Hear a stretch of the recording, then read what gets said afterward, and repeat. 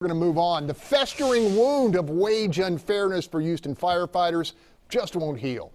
For the third time in a matter of months, mediation between the city of Houston and the union collapsed.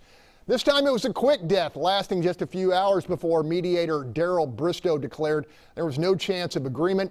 The firefighters made their offer public: phase-in voter-approved pay parity with police over 5 years, with all future wage disputes settled by an independent arbiter. The mayor, facing a tough re-election battle, apparently rejected that deal.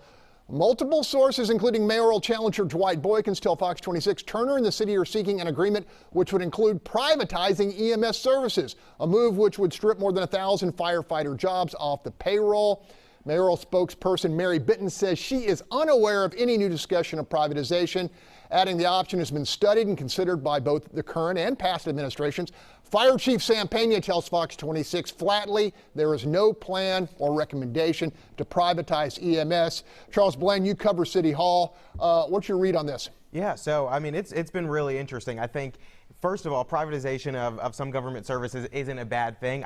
But in this instance, I'm not supportive of it simply because they wanted the ballot box. And so what we're trying to do is figure out a happy medium where they can get their raises. And so the fact that now the city wants to kind of throw on, privatization and whatever else on top of it to give them what they want already, it's just dishonest. But I think the person who can solve this was at the top of that clip, and that's Fire Chief Sam Pena. He's been kind of the most measured voice in this entire situation. He hasn't gotten involved in the political aspect of it on either side, and I think that if we could remove the police union from the negotiation, because they shouldn't be involved in any way, and kind of get the mayor to back off a little bit and allow the fire chief and the union president to kind of hash this out themselves, we'd probably see some resolution sooner rather than later. I mean, this is just a nonstop fight, and it needs to be fixed. Tony, this is not your favorite topic, but I mean, look, they've been fighting over this for months now, and doesn't look like either side. The firefighters offer this deal. The mayor says it's not a good deal for the city. We can't afford it. What's your take?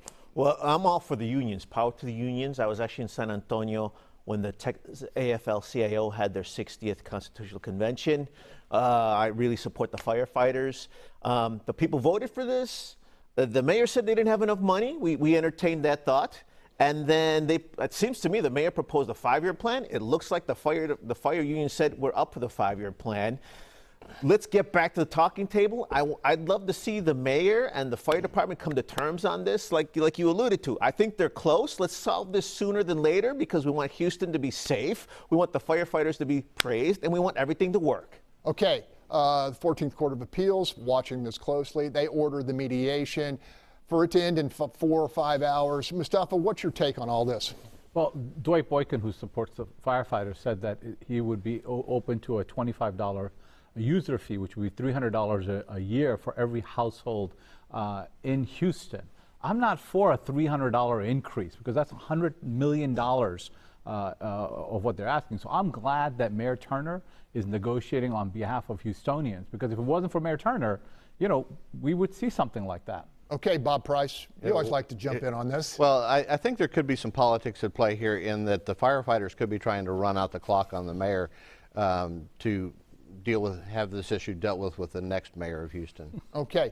Ben, what's your read? Hey, the voters have spoken. It's up to Mayor Turner to implement the will of the voters. Let's get it done already, and if he doesn't, there'll be political consequences in November. Mary, 10 seconds. Definitely no on privatization.